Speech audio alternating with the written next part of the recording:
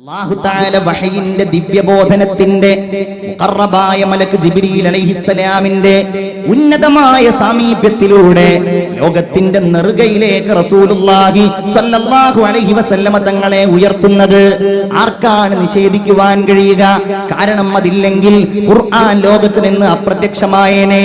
റസൂലുള്ളാഹി സ്വല്ലല്ലാഹു അലൈഹി വസല്ലമ തങ്ങളുടെ ഈ ജീവിത യാഥാർത്ഥ്യങ്ങളും ചരിത്രങ്ങളും ലോകത്ത് നിന്ന് മായ്ക്കപ്പെട്ടേനെ. അല്ലമഹു ശദീദുൽ ഖുവാ.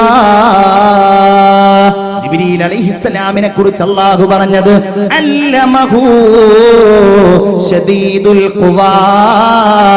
ഏറ്റവും ശക്തവാനായ ജിബ്രീൽ അലൈഹിസ്സലാമാണ് റസൂലുള്ളാഹി സ്വല്ലല്ലാഹു അലൈഹി വസല്ലമ തങ്ങൾക്ക് ഈ വിജ്ഞാനീയത്തിന്റെ വഴികൾ പഠിപ്പിച്ചു കൊടുക്കുന്നത്. അല്ലാഹു തആല സത്യം ചെയ്തു പറഞ്ഞതാണ്, വസ്സുബ്ഹി ഇദാ തനഫസ് വല്ലൈലി ഇദാ അസ്അസ് വസ്സുബ്ഹി ഇദാ തനഫസ് ഇന്നഹു ലഖൗലു റസൂലിൻ കരീം ذي قوة عند ذي العرش مكين. അല്ലാഹു തആല ജിബ്രീൽ അലൈഹിസ്സലാമാണ് റസൂലുള്ളാഹിയുടെ സഹചാരിയായി കൂടെ നിൽക്കുന്നവനായി ഈ ദിവ്യബോധനം നൽകിയത് എന്ന് ഖുർആനിലൂടെ സാക്ഷ്യപ്പെടുത്തുകയാണ്. റസൂലിന്റെ ഏറ്റവും വലിയ അത്ഭുതമായി സവിശേഷതയായി നമ്മൾ അറിയേണ്ടതും പഠിക്കേണ്ടതും ഈ വഹയുമായിട്ട് ബന്ധപ്പെട്ട ജ്ഞാനങ്ങളാണ് എന്നാണ് ഞാൻ പറഞ്ഞതിന്റെ ചുരുക്കം. ആയിഷ റളിയല്ലാഹു അൻഹ പറയുന്നു, കാന യൻസിലു അലൈഹിൽ വഹയു ഫിൽ യൗമി ശദീദിൽ ബർദി. നല്ല തണുപ്പുള്ള രാവിൽ റസൂലുള്ളാഹി സ്വല്ലല്ലാഹു അലൈഹി വസല്ലമ തങ്ങൾക്ക് വഹയി ഇറങ്ങുമ്പോഴും വഹയിന്റെ ഭാരത്താൽ നബിയുടെ നെറ്റിത്തടത്തിൽ വിയർപ്പ് പൊടിയാറുണ്ടായിരുന്നു. എന്തൊരു അത്ഭുതമാണല്ലേ! അവരിങ്ങനെ കാണുകയാണല്ലോ, അവരിങ്ങനെ അറിയുകയാണല്ലോ. ഉമർ റളിയല്ലാഹു അൻഹു പറയുന്നുണ്ട്, റസൂലുള്ള മദീന പള്ളിയിൽ ഇരിക്കുമ്പോൾ സല്ലല്ലാഹു അലൈഹി വസല്ലം അവിടുത്തെ അരികിൽ നിന്ന് തേനീച്ച മുരളുന്നത് പോലെ ഒരു സീൽക്കാരം ഞങ്ങൾ കേൾക്കാറുണ്ട്. ഞങ്ങൾക്കറിയാൻ കഴിയും നബിക്ക് വഹയി ഇറങ്ങുകയാണ്. അത് കഴിഞ്ഞാൽ എന്താണോ അവിടുത്തേക്ക് പുതുതായി അവതീർണമായത് അത് ഞങ്ങളുടെ മുമ്പിൽ എഴുന്നേറ്റ് നിന്നുകൊണ്ട് അല്ലാഹുവിന്റെ ഹബീബ് അവതരിപ്പിക്കുമായിരുന്നു. അതുകൊണ്ട് തന്നെയാണ് അവർക്ക് ആ ഈമാനിക ശക്തിയും ഈമാനിന്റെ സ്നേഹവും ഒക്കെ ഉണ്ടായത്. റസൂലിനോട് തിരുമേനി പറഞ്ഞു, നിങ്ങളാരും എന്റെ അടുക്കലേക്ക് ദുർഗന്ധം വമിക്കുന്ന വാസനകളുമായിട്ട് വരരുത്, ഉള്ളി ഭക്ഷിച്ചു കൊണ്ട് വരരുത്, ദുർഗന്ധമുണ്ടാക്കുന്ന വാസനകൾ ഉണ്ടാക്കുന്ന ഭക്ഷണം കഴിച്ചുകൊണ്ട് എന്റെ അടുക്കലേക്ക് വരരുത്. ഇന്നി ഉനാജി മല്ലാത്തുനാജൂൻ. നിങ്ങൾ സംസാരിക്കാത്തവരുമായി ഞാൻ സംസാരിക്കുന്നയാളാണെന്ന് ഹബീബായ മുഹമ്മദ് മുസ്തഫ സല്ലല്ലാഹു അലൈഹി വസല്ലം അവിടുന്ന് വഫാത്തായി. സല്ലല്ലാഹു അലൈഹി വസല്ലം ലോകത്തോട് വിട പറഞ്ഞു. അബൂബക്കറും ഉമറും തീരുമാനിച്ചു റളിയല്ലാഹു അൻഹുമാ, നമുക്ക് നമ്മുടെ റസൂലിന്റെ മുല കുടിച്ച റസൂലിന്റെ മുല കൊടുത്ത ഉമ്മു ഐമനെ പോയിട്ടൊന്ന് കണ്ടാലോ. അവർ ഉമ്മു ഐമന്റെ അടുക്കൽ പോയി. ഉമ്മു ഐമനെ കണ്ടപ്പോ ഉമ്മു ഐമൻ അങ്ങ് കരയാൻ തുടങ്ങി. ഉമ്മു ഐമന്റെ കണ്ണുകൾ നിറഞ്ഞൊഴുകാൻ തുടങ്ങി. യാ ഉമ്മാ, നിങ്ങൾ എന്തിനാണ് കരയുന്നതെന്ന് ചോദിച്ചു രണ്ടുപേരും. നബി തിരുമേനി വലിയ ലോകത്തേക്ക് പോയിരിക്കുകയല്ലേ, നിങ്ങൾ എന്തിനാണ് ഇങ്ങനെ കരയുന്നത്? അല്ലാഹുവിന്റെ റസൂല് പോയത് കൊണ്ടല്ല, എനിക്കറിയാം അല്ലാഹുവിന്റെ റസൂല് ഉന്നതമായ സ്ഥാനത്താണ്. പക്ഷേ വഹയി മുറിഞ്ഞു പോയല്ലോ. ഇനി നമ്മുടെ ഇടയിലേക്ക് ജിബ്രീൽ വഹയുമായിട്ട് വരില്ലല്ലോ. ഒരു പ്രശ്നം വന്നാൽ നമ്മൾ നബിയിലേക്ക് അഭയം പ്രാപിച്ചാൽ അല്ലാഹുവിൽ നിന്നുള്ള തീരുമാനം മുഖറബായ മലക്ക് നമ്മിലേക്ക് കൊണ്ടുവരുമായിരുന്നല്ലോ. ഇനി അതുണ്ടാവില്ലല്ലോ. അതുകൊണ്ടാണ് ഞാൻ കരയുന്നതെന്ന് ഉമ്മു ഐമൻ റളിയല്ലാഹു അൻഹ. അതല്ലേ ആദ്യമായിട്ട് ഇത് വന്നപ്പോൾ ആദ്യം അംഗീകരിച്ചത് എന്റെ സഹോദരിമാരെ ഒരു പെണ്ണായിരുന്നു. വഹയിന്റെ അത്ഭുതങ്ങളിലെ ഒരു വലിയ പാഠമാണ്. നബിയെ ആദ്യമായിട്ട് അംഗീകരിച്ചത് ഒരു പെണ്ണായിരുന്നു. സയ്യിദത്തുനാ ഖദീജത്തുൽ കുബ്ര റളിയല്ലാഹു തആല അൻഹാ. വലിയ അത്ഭുതമല്ലേ! ചരിത്രത്തിന്റെ ഏറ്റവും സുമുഖമായ ഒരു ഭാഗമാണ് റസൂലുള്ളാഹിയും ഖദീജ ബീവിയും തമ്മിലുള്ള ഈ ഭാഗം. ഈ ലോകത്ത് ഒരു വ്യക്തിയെ തീരെ അംഗീകരിക്കാത്ത ആൾ ആരാണ് എന്ന് ചോദിച്ചാൽ അധിക ആളുകൾ, ഞാനല്ല കേട്ടോ, അധിക ആളുകൾ മറുപടി പറയാ ഭാര്യയായിരിക്കുന്ന. എത്ര വലിയ ആളാണെങ്കിലും എത്ര ഉഷാറുള്ള ആളാണെങ്കിലും ഭാര്യന്റെ അടുക്കൽ ഏറ്റവും അങ്ങനെ ആയിരിക്കും. എൻ്റെ അനുഭവം പറയാമെന്ന് ആരും വിചാരിക്കണ്ട. പണ്ട് ഇതേപോലെ ഒരു വാഴത്തിന്റെ സദസ്സിൽ ഒരു സംഭവം ഉണ്ടായി. ഒരു സ്ത്രീ കാര്യമായിട്ട് ഭാര്യയും ഭർത്താവും തമ്മിലുള്ള ബന്ധത്തെ കുറിച്ചാണ് വാഴത്. അപ്പൊ അത് കഴിയുന്നതിന്റെ മുമ്പായിട്ട് ഒരു ലിസ്റ്റ് വന്നു. അവിടെ ഉസ്താദ് കാര്യമായിട്ടൊന്ന് ദ്വാരക്കണം, ഭർത്താവിന്റെ കൂടെ സ്വർഗത്തിൽ ഒരുമിച്ച് കൂടുക എന്നുള്ളതാണ് എൻ്റെ ലക്ഷ്യം. 250 രൂപ സംഭാവന. ഉസ്താദ് കാര്യമായിട്ടൊന്ന് ദ്വാ ചെയ്തു, അള്ളാഹു രണ്ടുപേരെ ഇപ്പൊ തന്നെ സ്വർഗത്തിലേക്ക് എത്തിക്കണേ. ദ്വാ ചെയ്ത് എല്ലാവരും ആമീനൊക്കെ പറഞ്ഞു. എല്ലാവർക്കും ഉറപ്പായി ഇവർ രണ്ടുപേരും സ്വർഗത്തിൽ തന്നെ ആയിരിക്കും. ഒരു 10 മിനിറ്റ് കഴിഞ്ഞ് ദ്വാ അവസാനിക്കുന്നതിന്റെ മുമ്പ് 500 രൂപയുടെ വേറെ ഒരു സംഭാവന. ഉസ്താദെ നേരത്തെ ചെയ്ത ആ ദ്വാ സ്വീകരിക്കാതിരിക്കാൻ വേണ്ടി ദ്വാ ചെയ്യണം, ഞാൻ ആ പെണ്ണിന്റെ ഭർത്താവാണ്. ദുന്യാവ് തന്നെ എങ്ങനെയാണ് ജീവിച്ചു പോകുന്നതെന്ന് അറിയില്ല, ഇനി ആഖിറത്തിൽ അവിടെയെങ്കിലും ഒന്ന് രക്ഷപ്പെട്ടോട്ടെ എന്നാണത്രേ ആ സഹോദരൻ പറഞ്ഞത്. അതേപോലെ ആയിരിക്കും.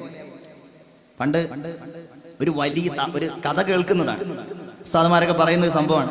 ഒരു വലിയ എന്ത് കറാമത്ത് കാണിച്ചാലും അതിപ്പോ നിങ്ങളല്ലേ എന്ന് വിചാരിച്ച് ഭാര്യ തീരെ അംഗീകരിക്കൂല. എന്ത് പറഞ്ഞു കൊടുത്താലും അംഗീകരിക്കൂല. അങ്ങനെ ഒരു ദിവസം ഇയാൾ തീരുമാനിച്ചു, ഒരു പുതിയ ഐറ്റം കറാമത്ത് കാണിച്ചു കൊടുത്ത് ഇവളെ എങ്ങനെയെങ്കിലും ഒന്ന് വശത്താക്കണം. അങ്ങനെ ഇവരിങ്ങനെ രാവിലെ മുറ്റടിച്ച് വരുന്ന സമയത്ത് ആകാശത്ത് കൂടെ ഇങ്ങനെ വിമാനം പറക്കുന്നത് പോലെ മൂപ്പരിങ്ങനെ പറന്നു പോയത്. പറന്നിട്ട് അപ്പുറത്ത് ചെന്ന് വീണ് ഇറങ്ങിയിട്ട് ഇങ്ങനെ നടന്നു വന്നപ്പോൾ അവൾ പറഞ്ഞു, ഇതിൽ നിങ്ങൾ കണ്ടോ, ഒരാൾ ഇതിലൂടെ പറന്നുപോയി, അത് നീ കണ്ടിരുന്നോ?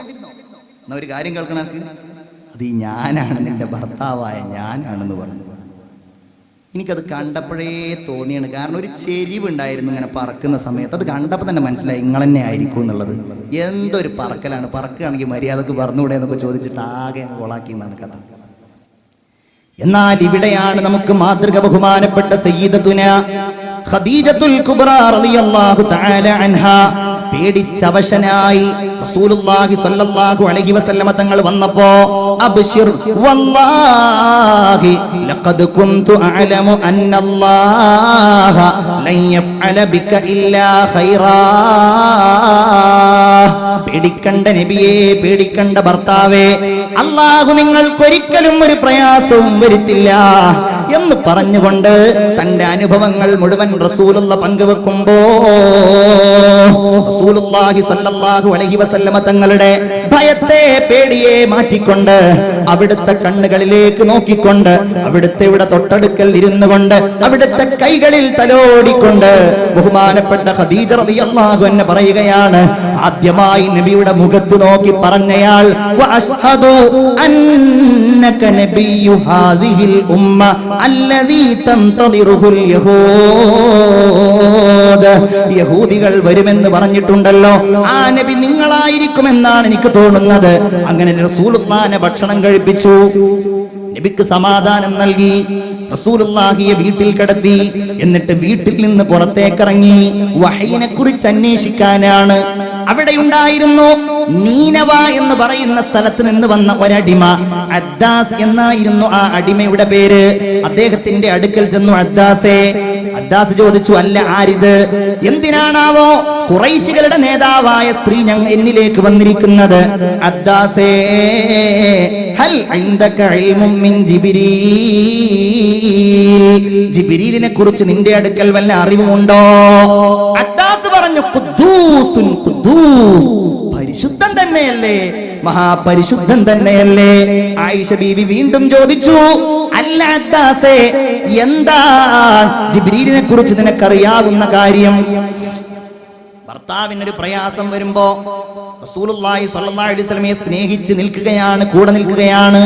ഇനി നിങ്ങൾ എനിക്ക് വേണ്ട, ഞാൻ നിങ്ങളെ ഒഴിവാക്കുകയാണ്, നിങ്ങൾ നാട്ടുകാരെ നന്നാക്കാൻ നടക്കല്ലേ, നിങ്ങൾക്ക് ഇതല്ലാതെ വേറെ പണിയില്ലേ എന്നൊക്കെ ചോദിച്ചുകൊണ്ട് ഭർത്താവിനെ നിരുത്സാഹപ്പെടുത്തുന്ന എന്റെ സഹോദരിമാരെ, വലിയ പാഠമാണ്.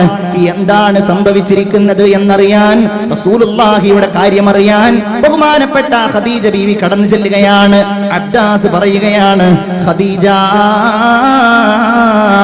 ജിബ്രീൽ ആരാണെന്നറിയില്ലേ? ഇന്നഹു അമീനുല്ലാഹി ബൈനഹു വ ബൈനല്ലാഹി ബൈനൻ നബിയീൻ. നബിമാർക്കും അല്ലാഹുവിന്റെയും ഇടയിലുള്ള ദൂതനാണ് ജിബ്രീൽ. വഹുവ സ്വാഹിബ് മൂസാ വ ഈസാ, മൂസാ നബിയുടെയും ഈസാ നബിയുടെയും സ്വാഹിബാണ്. വറഖത്തിന്റെ അടുക്കൽ ചരിത്രം അറിയാവുന്നത് കൊണ്ടാണ് ഞാൻ വിശദമാക്കാത്തത്. വറഖത്ത് ഇബ്നു നൗഫലിന്റെ അടുക്കൽ ചെന്നു. വറഖത്ത് പറയുകയാ, ഖദീജ മുഹമ്മദിന്റെ അടുക്കൽ വന്നത് നാമൂസുൽ അക്ബർ, അത് ജിബ്രീൽ എന്നറിയപ്പെടുന്ന മലാഖയാണ്. ബഹുമാനപ്പെട്ട ഖദീജ ബീവി റസൂലുള്ളാഹിന്റെ അടുക്കലേക്ക് വീട്ടിലേക്ക് കയറി ചെല്ലുമ്പോ നബി തിരുമേനി ഖദീജയെ സ്വാഗതം ചെയ്യുന്നത്, ഖദീജ എനിക്കിതാ വീണ്ടും ജിബ്രീൽ വന്നിരിക്കുന്നു, എന്നോട് ഇത് ലോകത്തോട് മുഴുവൻ പറയാൻ കൽപ്പിച്ചിരിക്കുന്നു. യാ അയ്യുഹൽ മുദ്ദസ്സിർ ഖും ഫഅൻവിർ വറബ്ബക ഫകബ്ബിർ, എന്നിലേക്ക് ഇറങ്ങിയിരിക്കുന്നു ഖദീജ.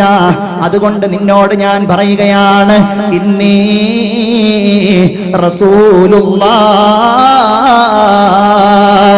ഞാൻ അല്ലാഹുവിന്റെ റസൂലാ.